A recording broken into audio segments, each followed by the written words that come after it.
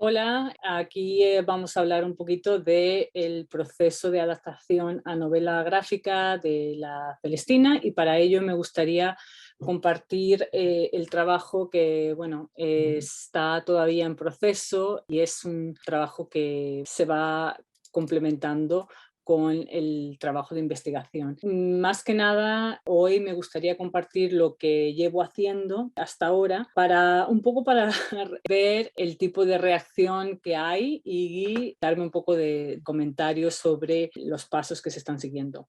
Bueno, la adaptación a novela gráfica tiene como objetivo presentar al lector del siglo XXI una edición que le ofrezca no solo el texto en cuestión, sino también el contexto, más o menos como la idea de que se siguió con el Lazarillo. Esta me parece que ha dado mucho juego el tema de recrear el contexto visualmente. Creo que es una herramienta muy buena que está dando muy buenos frutos en las clases, ¿no? Entonces creo que si tenemos los pilares de los inicios de la novela picaresca junto con La Celestina para hablar, por ejemplo, de los inicios de la picaresca femenina, me parece que sería muy positivo, ¿no? También me interesa trazar la historia del texto como texto, ¿no? No solamente las influencias que ha tenido a lo largo del tiempo, sino recrear el libro y los avatares que un libro como el de La Celestina sufre a lo largo del tiempo, ¿no? Los libros, pienso que como las personas están sujetos a los caprichos de la historia y las circunstancias, y con este proyecto de adaptación, que todavía está en sus comienzos, estamos a punto de terminar el primer capítulo, queremos imaginar este viaje que sufre tanto la historia como el libro físico. Todo está basado en investigación, en hechos históricos, en estudios literarios, crítica, etcétera, ¿no? De los más de 500 años que este libro lleva seduciendo a los lectores, tanto en español como en inglés. También quiero adelantar que esta adaptación es en inglés, más que nada por motivos de interés hasta ahora, ¿no? Me encantaría hacer una edición bilingüe, pero por ahora estamos imaginando, ¿verdad?, lo que es el texto en inglés. Pero bueno, aquí empezamos. Me gustaría daros la mano y pasearos por lo que tengo, ¿no? Entonces aquí imagino a un Rojas situado ya en 1525 en Talavera de la Reina, es abogado, ¿verdad?, padre de familia, en fin, y de repente aparece el caso o el problema de su suegro, ¿no? Y aquí podemos tratar el tema de los judío-conversos, ¿verdad? Ha habido tanta tinta gastada en cuestión de los orígenes de Rojas, si era judío-converso, sí o no, ¿verdad?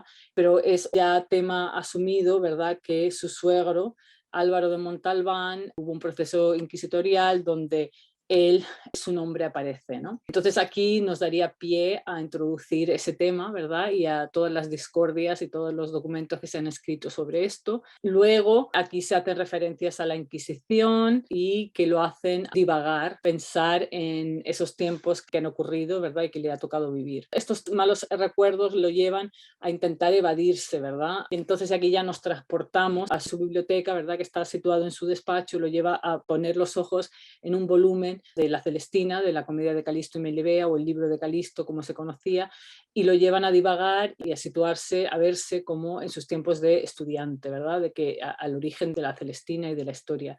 Y aparecen los personajes, ¿no?, que podían estar vagando por la ciudad de Salamanca, los típicos pícaros, ¿verdad?, las mujeres cubiertas o las de medio ojo, ¿verdad?, que eran personajes corrientes en la época. Y aquí lo vemos situado en esa ciudad de Salamanca, donde no hace mucho se había instalado un prostíbulo. En una ciudad de estudiantes, el que abra las puertas un prostíbulo, y estamos hablando de estudiantes de leyes, ¿verdad?, que están tratando con temas de estupro, de seducciones, eran unos temas que se trataban en la clase.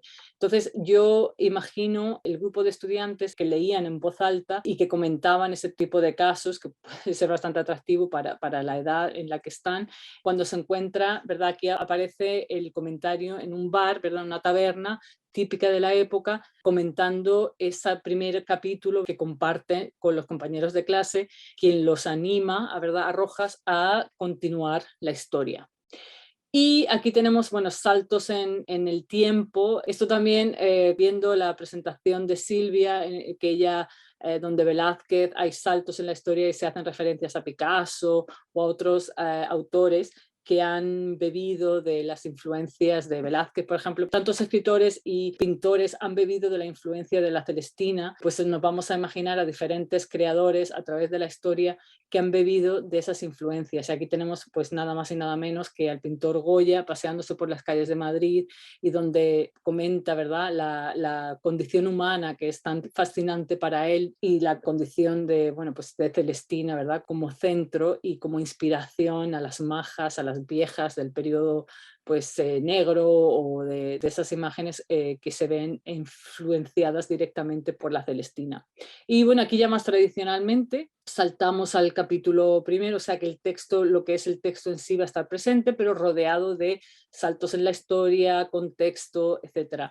Y aquí pues tenemos el primer encuentro en la huerta, ¿verdad?, en el jardín de Melibea, también el que se ha escrito mucho, y pues ese primer encuentro entre los dos. La salida de Calisto, ¿verdad?, y la búsqueda de cuando vuelve a casa muerto de amor y con el corazón roto, en llamas, ¿verdad?, y su conversación con Sempronio, aquí la famosa diatriba contra las mujeres, que ahora veremos más adelante, pero aquí un inciso sobre el tema del castigo, el castigo físico a las alcahuetas y el castigo literal, ¿verdad?, al libro por la censura. Ya sabemos que La Celestina fue un libro que no fue tocado por la Inquisición en sus principios, fue un libro que se le dejó por el castigo, ¿no?, que sufren los que van en contra de las normas, ¿no? Entonces el castigo con la muerte, ¿verdad?, de los principales protagonistas sirve como edificante, ¿verdad?, y como castigo y como ejemplo, ¿verdad?, como ejemplo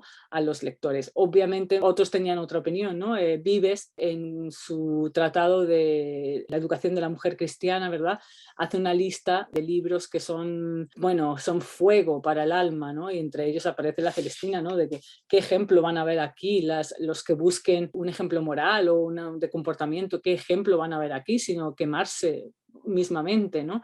Y bueno, menciono en mi artículo que se publicó en Parnaseo, ¿no?, sobre el proceso de adaptación a La Celestina, que qué problema tendría también Vives, que también aparecerá en la novela gráfica, con las traducciones de La Celestina que se hicieron, por ejemplo, al francés, donde existen unas copias que es una adaptación bilingüe francés-español que se hizo para los estudiantes de lenguas, ¿no?, para que fuera un texto que obviamente tenía un interés para el lector y qué mejor forma de meter el gusanillo de aprender un idioma con una obra del tamaño y del interés de La Celestina, donde hay tanto juguillo, ¿verdad?, para sacarle. Entonces, pues obviamente los franceses aprendían mejor el español si leían una obra como La Celestina. Entonces, probablemente Vives estaría revolviendo en su tumba viendo que el texto de La Celestina se usaba para mentes jóvenes, no solamente para aprender el idioma, pero para aprender otras cosas que obviamente no eran de su agrado. Eso me parece muy interesante de las traducciones y se tratará también la novela gráfica para discutir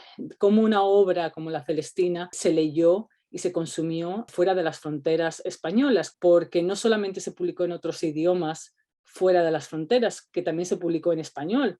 Por ejemplo, hay una tradición bastante grande en Italia y también en los Países Bajos, por obvias razones, en donde se publica el texto en español, ¿verdad?, para consumo de una comunidad hispana en el país, pues eso, en los Países Bajos o en Italia. Pero eso también aparecerá en la novela gráfica para dar conversación y para dar uso del contexto en la clase.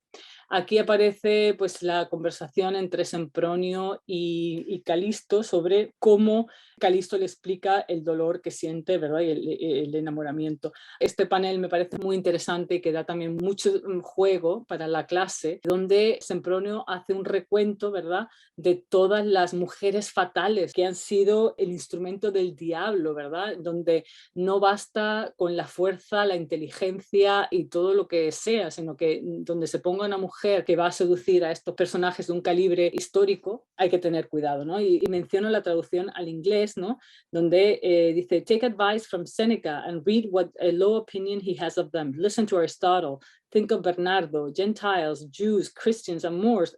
All agree on this at least. And then, you know, they are instruments of the devil, sin of sins, ravagers of paradise. Pero aquí le contrarresta a Calisto al decir, I know, and so said Adam, Solomon, David, Aristotle, and Virgil, but they all gave in to women, right? Who am I to be more strong-minded than them?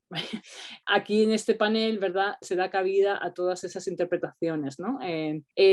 Bueno, aquí tenemos pues obviamente a Eva como centro de instrumento, ¿verdad? Del diablo, como instigadora de la seducción y la caída del hombre, y continúa la conversación de Sempronio y de Calisto, refiriéndose a cómo dar cabida a los deseos de Calisto sin perder la cabeza. Y aquí esto termino. Me gustaría también compartir el artículo que se publicó en Parnaseo, ¿verdad? Y que adelanta los saltos históricos que va a haber, ¿no? Pero me gustaría terminar con esto porque lo que me interesa son las preguntas y los comentarios que puedan surgir de esta primicia de lo que llevo hecho, ¿no? Entonces me gustaría abrir la mesa a cuestiones de interés para los que quieran. ¿Ok? Adelante, gracias.